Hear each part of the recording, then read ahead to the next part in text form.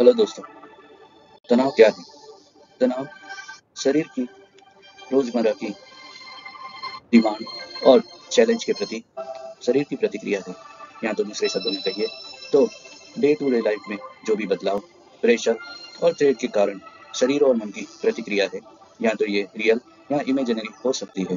अगर आप एग्जाम के लिए तैयारी कर रहे हैं या कोई इंटरव्यू के लिए तैयारी कर रहे हैं जिससे आपकी एनर्जी बढ़ती है, आपको मोटिवेट होते हैं कोई काम करने के लिए, तो इसे पॉजिटिव स्ट्रेस कहते हैं।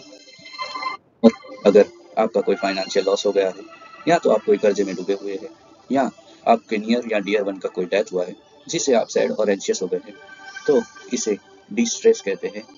तो दोस्तों, यू स्ट्रेस और डी स्ट्रेस में मेजर डिफरेंस क्या है? यू स्ट्रेस पॉजिटिव है, डी स्ट्रेस नेगेटिव है।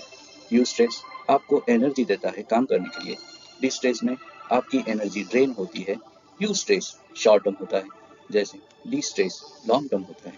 यू स्ट्रेस में आपका परफॉर्मेंस इंप्रूव होता है, बल्कि डी स्ट्रेस में आपका परफॉर्मेंस डिक्रीज होता है। यू स्ट्रेस आपकी कॉपिंग लिमिट के दायरे में होता है और डी स्ट्रेस आपकी कॉपिंग के लिमिट के दायरे में बाहर होता है। तो दोस्तों, अगर आप कोई नई जॉब, इंटरव्यू या कोई कंपटीशन के लिए तैयारी कर रहे हो या अपनी वेडिंग के लिए प्लानिंग कर रहे हो, तो ये सारे एग्जाम्पल है जिससे आपका फोकस, एनर्जी और ओवरऑल परफॉर्मेंस बढ़ता है। तो ये सब यू स्ट्रेस के एग्जाम्पल हैं। और अगर आप कोई कर्जे में डूबे हुए हैं या तो कोई क्रॉनिक डिसीज से सफर हो रहे हैं या तो वर्क प्लेस में बर्नआउट हो रहे हैं जो आपकी फिजिकल और मेंटल हेल्थ को नेगेटिवली अफेक्ट करता है, तो ये सारे एग्जाम्पल है डिस्ट्रेस के। तो दूसरी भाषा में बोले तो जैसे जैसे स्ट्रेस लेवल बढ़ता है और आपकी प्रोडक्टिविटी बढ़ती है, तो इसे यू स्ट्रेस या पॉजिटिव स्ट्रेस कहते हैं। और जैसे जैसे स्ट्रेस लेवल बढ़ता है और आपका प्रोडक्टिविटी और परफॉर्मेंस डिक्रीज होता है, तो इसे डी स्ट्रेस और नेगेटिव स्ट्रेस कहते हैं।